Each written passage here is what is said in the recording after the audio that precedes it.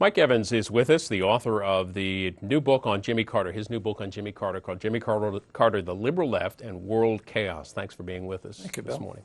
morning. What sort of what shaped Jimmy Carter's political background, his political views? Peanuts. I think he overdosed on them.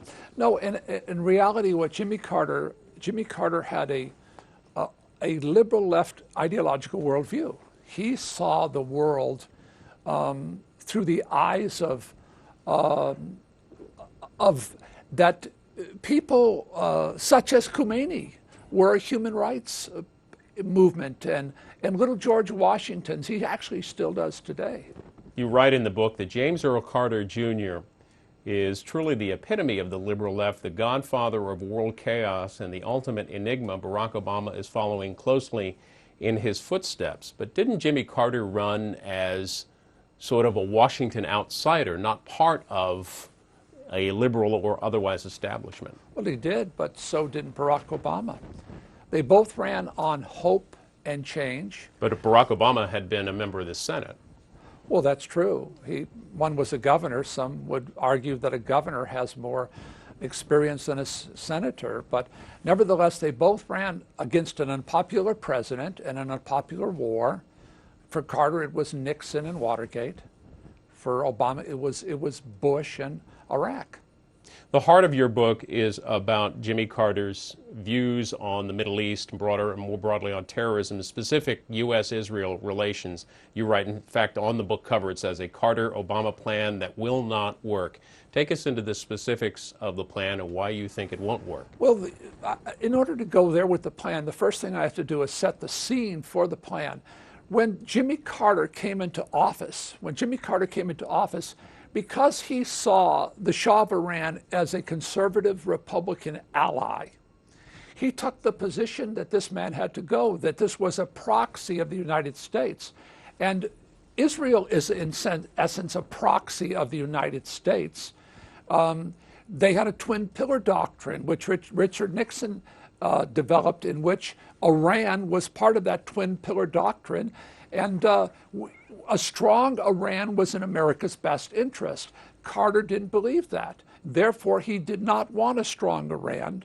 And he looked to a man in France who, by the way, was only there 4 months. That's what intrigued me to write the book, Bill. I looked at Khomeini and I said, how could a refugee go to France in 4 months, accumulate the firepower, the money, and the resources to overthrow a country? It didn't seem possible to me. That's why I researched this. But Israel is our proxy and has been a proxy of the United States back to the Cold War. When you say Israel's our proxy, what's that mean? America has used Israel to do its fighting in the Middle East. During the Cold War, we couldn't fight a war in the Middle East. The deployment time was not probable. We had places like Diego Garcia that we'd have to go through. It was impossible for us to fight a 6-day war in the Middle East.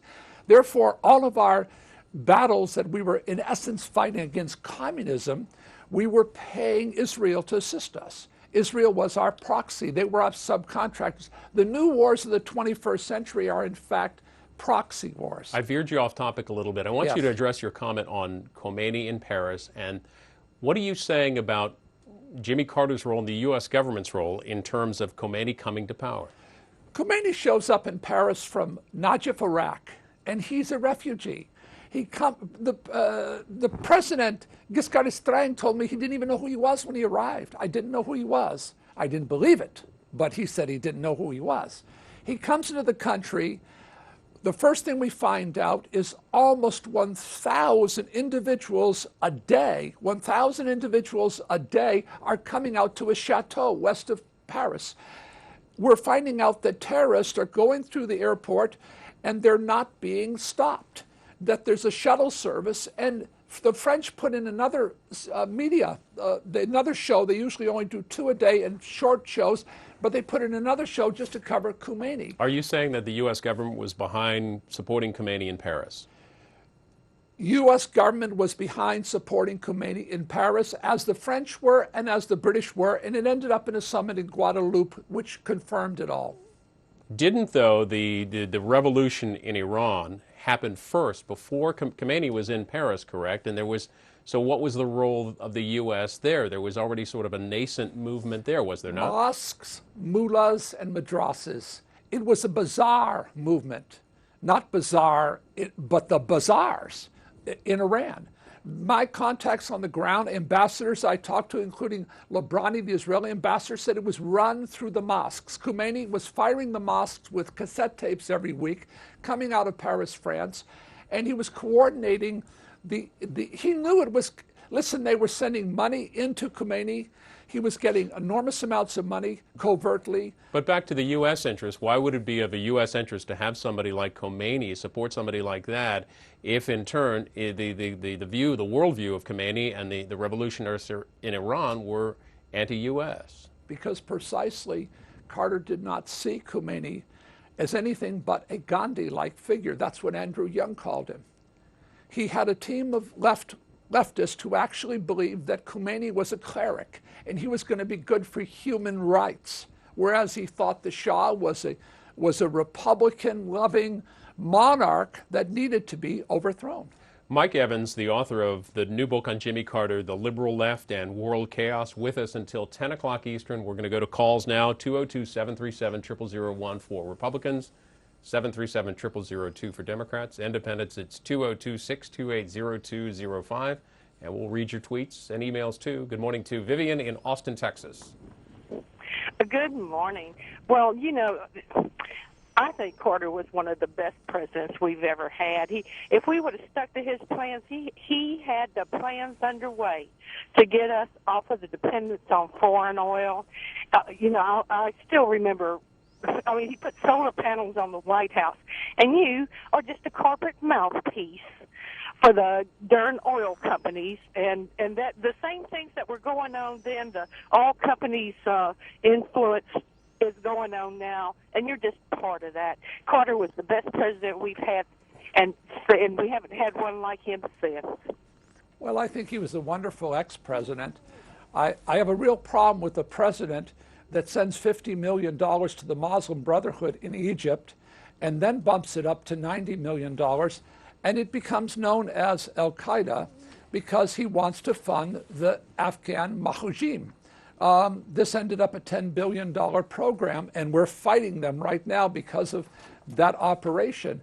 It was a very serious thing. The Russians were very worried about the destabilization of Iran, and they were extremely worried in July of that year of '79 when Carter started moving some of his people into Afghanistan. The Russians threatened to invade. In fact, they did. It's a real problem. There's a lot more facts out there than most people know. That caller also talked about Jimmy Carter's view on energy, and some of his famous speeches were about energy. Do you write in your book about his views on energy at the time? Yes, indeed. Jimmy Carter created a lot of economic problems for the United States.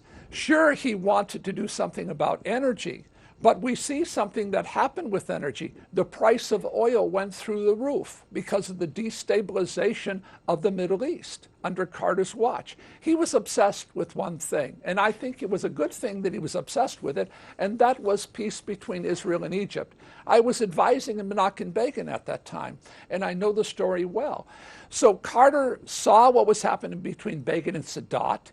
He was excited about it, and he put everything else on the back burner, including a revolution that was beginning in Iran, a Shia revolution that's really destabilized the entire world. It's coming up on the 30th anniversary of the takeover of the U.S. Embassy in Iran, yes, in Tehran, in November, early November.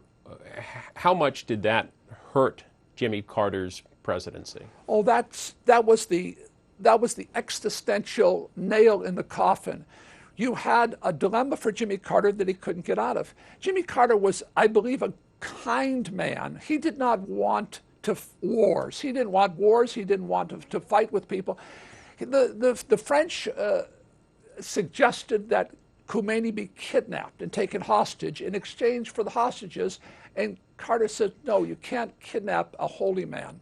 Back to your point on the U.S. supporting Khomeini, how does it make sense that if the Khomeini would allow this takeover to happen, if the U.S. had provided some sort of support for him either in Paris or wherever? How does that jive with the fact that the embassy was taken hostage for over a year?